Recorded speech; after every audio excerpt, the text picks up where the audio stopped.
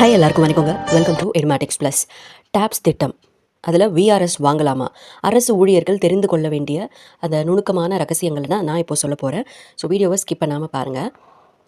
அரசு வேலை அப்படிங்கிறது ஒரு பெரிய வரம்னு சொல்லுவாங்க. அதுலேயும் குறிப்பாக ரிட்டையர்மெண்ட்டுக்கு அப்புறம் வர பென்ஷன் தான் அந்த வேலைக்கு இருக்கிற ஆகச்சிறந்த பாதுகாப்பு. ஆனால் 2003க்கு அப்புறம் வேலைக்கு சேர்ந்தவங்களுக்கு இந்த பென்ஷன் பாதுகாப்பு இருக்கா? சிபிஎஸ்லேருந்து இப்போ வந்திருக்கிற டேப்ஸ் திட்டம் வரைக்கும் உங்களுக்கு என்ன கொடுக்க போகுது? நடுவுலையே நான் விஆர்எஸ் வாங்கணும் அப்படின்னு நினச்சேன்னா அதுக்கு என்னென்ன விதிமுறைகள் இருக்குது, என்னென்ன கண்டிஷன்ஸ் இருக்குது? நீங்கள் ஒரு அரசு ஊழியராக இருந்தால், இல்லை உங்கள் வீட்டில் யாராவது அரசு ஊழியர் இருந்தால், அடுத்த சில நிமிடங்கள் ரொம்ப ரொம்ப முக்கியமான நிமிடங்கள். ஏன்னா உங்கள் எதிர்கால பணத்தை பற்றி தான் நாம் இன்றைக்கி இன்ச் பை இன்ச்சாக ரொம்ப சுவாரஸ்யமாக பார்க்க போகிறோம். ஸ்கிப் பண்ணாமல் முழுசாக பாருங்கள். நம்ம சேனலுக்கு இன்னும் சப்ஸ்கிரைப் பண்ணலைன்னா இப்போவே சப்ஸ்கிரைப் பண்ணிவிடுங்க. இப்போ அந்த கதைக்குள்ளே போகிறதுக்கு முன்னாடி ஒரு குட்டி ஃப்ளாஷ்பேக்கை நான் சொல்லிடுறேன். ஏப்ரல் 1, 2003 இந்த தேதிக்கு அப்புறம் தமிழ்நாடு அரசு பணியில் சேர்ந்தவங்களுக்கு பழைய ஓய்வூதிய திட்டம், அதாவது ஓல்டு பென்ஷன் ஸ்கீம், பழைய ஓய்வூதிய திட்டம் கிடையாதுன்னு சொல்லி பங்களிப்பு ஓய்வூதிய திட்டம் சிபிஎஸ் கொண்டு வந்தாங்க. இதில் இவ்வளவு தான் பென்ஷன் வரும் அப்படின்னு எந்தவித உத்தரவாதமுமே இல்லை. இதனால் அரசு ஊழியர்கள் மத்தியில் பெரிய கவலையும் போராட்டங்களுமே இருந்துச்சு. இதுக்கெல்லாம் ஒரு தீர்வாக தான் தமிழ்நாடு அரசு இப்போ கொண்டு வந்திருக்கிறது தான் இந்த டேப்ஸ் அப்படின்னு சொல்லக்கூடிய தமிழ்நாடு உத்திரவாத ஓய்வூதிய திட்டம், தமிழ்நாடு உறுதியளிக்கப்பட்ட ஓய்வூதிய திட்டம்.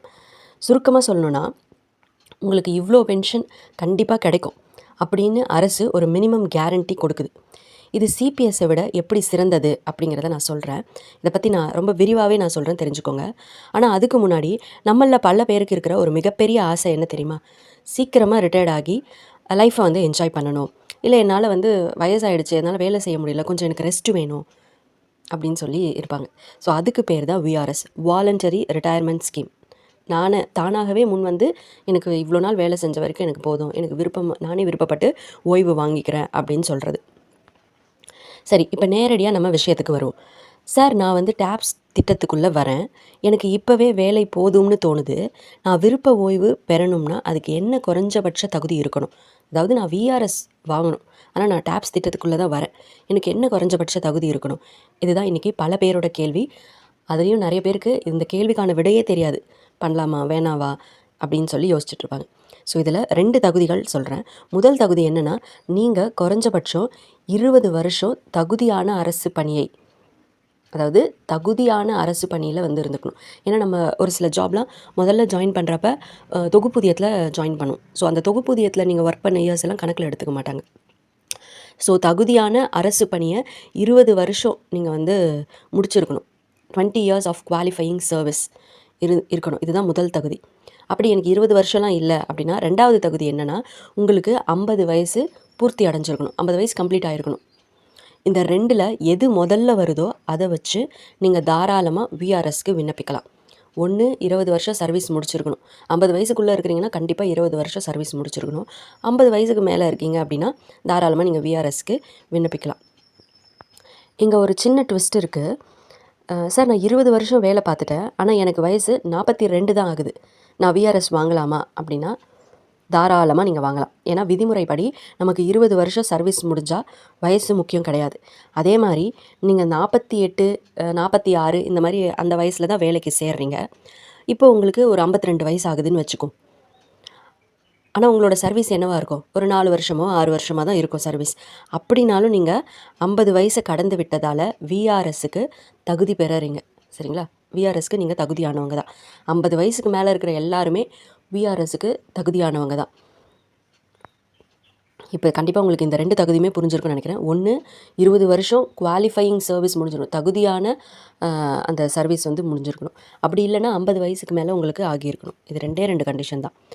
இப்போது அந்த டேப்ஸ் திட்டத்தில் பென்ஷன் கணக்கீடு மற்றும் வெயிட்டேஜ் ரகசியம் என்னன்றதை சொல்லிடுறேன். நீங்கள் விஆர்எஸ் தகுதியை அடைஞ்சிட்டிங்க, ஆனால் டேப்ஸ் திட்டத்துக்கு கீழே உங்களுக்கு எப்படி பென்ஷன் கிடைக்கும்? டேப்ஸ் திட்டப்படி ஒரு ஊழியர் முழுமையான ஓய்வூதிய பலன்களை பெறணும்னா குறைஞ்சபட்சம் 10 வருஷம் தகுதியான பணிக்காலத்தை முடிச்சிருக்கணும். 10 years of regular service, qualifying service முடிச்சிருக்கணும். நீங்கள் விஆர்எஸ் வாங்கும்போது எப்படியும் 20 வருஷம் முடிச்சிருப்பீங்க. ஸோ உங்களுக்கு எந்த பிரச்சனையும் கிடையாது. ஆனால் இங்கே தான் தமிழ்நாடு அரசு ஒரு சூப்பரான சலுகை வச்சுருக்காங்க. அதுக்கு பேர் தான் அந்த வெயிட்டேஜ், கூடுதல் பணிக்காலம் சொல்லி. நீங்கள் விருப்ப ஓய்வு பெறப்ப உங்களுக்கு உண்மையான பணிக்காலத்தோடு ஆக்சுவல் சர்வீஸ், அதாவது கூடுதலாக ஒரு 5 வருஷம் வரைக்கும் வெயிட்டேஜை சேர்த்து கணக்கிடுவாங்க. இப்போ ஒரு உதாரணத்துக்கு நான் சொல்கிறேன். இப்போ அன்புக்கரசுன்னு சொல்லி ஒரு அரசு ஊழியர் இருக்காருன்னு வச்சுக்குவோம். அவர் வந்து 23 வருஷம் சர்வீஸ் முடிச்சுட்டு விஆர்எஸ் கேட்குறாரு. எத்தனை வருஷம்? 23 வருஷம். இப்போ அரசாங்கம் அவருடைய 23 வருஷத்தோட இன்னும் ஒரு 5 வருஷத்தை போனஸ், அதாவது வெயிட்டேஜாக வந்து கூட்டிக்கும். 23 வருஷம் தான் அவர் வேலை செஞ்சார், விஆர்எஸ் கேட்குறாரு. ஆனால் அவரோட சர்வீஸை என்னவா கவர்மெண்ட் எடுத்துக்குவாங்கன்னா, ஒரு 5 வருஷம் கூட்டி 28 வருஷம் வேலை பார்த்ததா எடுத்துக்கிட்டு பென்ஷன் அப்புறம் கிராஜுவிட்டி இது எல்லாத்தையும் கணக்கு பண்ணுவாங்க. இதனால் அவருடைய பென்ஷன் தொகை வந்து என்னமாகும்னா அதிகமாகும். ஆனால் இதில் ஒரு கண்டிஷன் இருக்குது. இந்த போனஸ் வருடங்களையும் சேர்த்து உங்களுடைய மொத்த சர்வீஸ் 33 வருஷங்களுக்கு மிகக்கூடாது. ஏன்னா 33 வருஷங்கிறது தான் முழு பென்ஷனுக்கான லிமிட்டு. 33 வருஷன்றது தான் முழு பென்ஷனுக்கான லிமிட்டு. இப்போ விஆர்எஸ்க்கு விண்ணப்பிப்பது எப்படி அப்படிங்கிறத சொல்கிறேன். கேட்கவே ரொம்ப நல்லா இருக்குல்ல? உடனே நாளைக்கே போய் விஆர்எஸ் லெட்டர் கொடுத்துடலாமா அப்படின்னு தோணுதா? ஸோ அவசரப்படாதீங்க. இதுக்கு சில முக்கியமான வழிமுறைகள்லாம் இருக்குது. ஃபஸ்ட்டு விஷயம், 3 மாத நோட்டீஸ், 3 மந்த்ஸ் நோட்டீஸ்ன்னு சொல்லுவாங்க. நீங்கள் எந்த தேதியில் ஓய்வு பெற விரும்புகிறீங்களோ அதுக்கு குறைஞ்சபட்சம் 3 மாதத்துக்கு முன்னாடியே உங்களுடைய அப்பாயிண்டிங் அத்தாரிட்டி, நியமன அதிகாரிக்கு எழுத்துப்பூர்வமாக நோட்டீஸ் கொடுக்கணும். 2வது விஷயம், ஒழுங்கு நடவடிக்கை, டிசிப்ளினரி ப்ரொசீடிங்ஸ்ன்னு சொல்லுவோம். உங்கள் மேலே எந்த ஒரு துறை ரீதியான விசாரணையோ சஸ்பென்ஷனோ இல்லை லஞ்ச ஒழிப்புத்துறை வழக்குகளோ இருக்கக்கூடாது. அப்படி இருந்தால் அரசு உங்கள் விஆர்எஸை நிராகரிக்கிறதுக்கு முழு உரிமை இருக்குது. 3வது விஷயம், நோட்டீஸை திரும்ப பெறுதல்.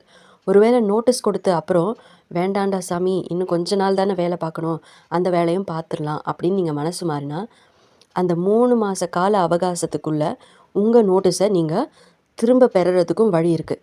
ஆனால் அதுக்கு நீங்கள் முறையான அனுமதியை வாங்கி ஆகணும்.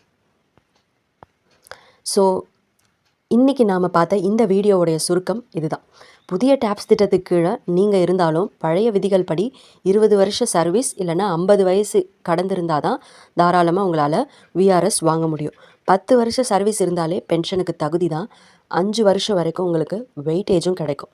அரசு வேலைங்கிறது வெறும் சம்பளத்துக்காக மட்டும் இல்லை, நம்ம வயசான காலத்தில் யார்கிட்டையும் கையேந்தாமல் வாழ வைக்கிற ஒரு பாதுகாப்பு அரண். இந்த டாப்ஸ் திட்டம் விஆர்எஸ் பற்றின விழிப்புணர்வு பல அரசு ஊழியர்களுக்கு இன்னும் முழுசாக தெரியலை. அதனால் உங்களுடைய உங்களுடைய ஃப்ரெண்ட்ஸ் சர்க்கிளில் இருக்கிற பேரண்ட்ஸ், அவங்கள இருக்க அரசு ஊழியர்களுக்கும் குறிப்பாக 2003க்கு அப்புறம் அரசு பணியில் சேர்ந்தவங்களுக்கு இந்த வீடியோவை இப்போவே ஷேர் பண்ணுங்கள். உங்களுக்கு இதில் ஏதாவது சந்தேகங்கள் இருந்துச்சுன்னா கீழே இருக்கிற கமெண்ட் பாக்ஸில் கேளுங்க. நான் கண்டிப்பாக உங்களுக்கு பதில் சொல்கிறேன். இந்த வீடியோ உங்களுக்கு பிடிச்சிருந்துச்சுன்னா லைக் பண்ணுங்கள். மறக்காமல் நம்ம சேனலுக்கு சப்ஸ்கிரைப் பண்ணுங்கள். மீண்டும் அடுத்து ஒரு பயனுள்ள வீடியோவில் நான் உங்களை சந்திக்கிறேன். தேங்க்யூ.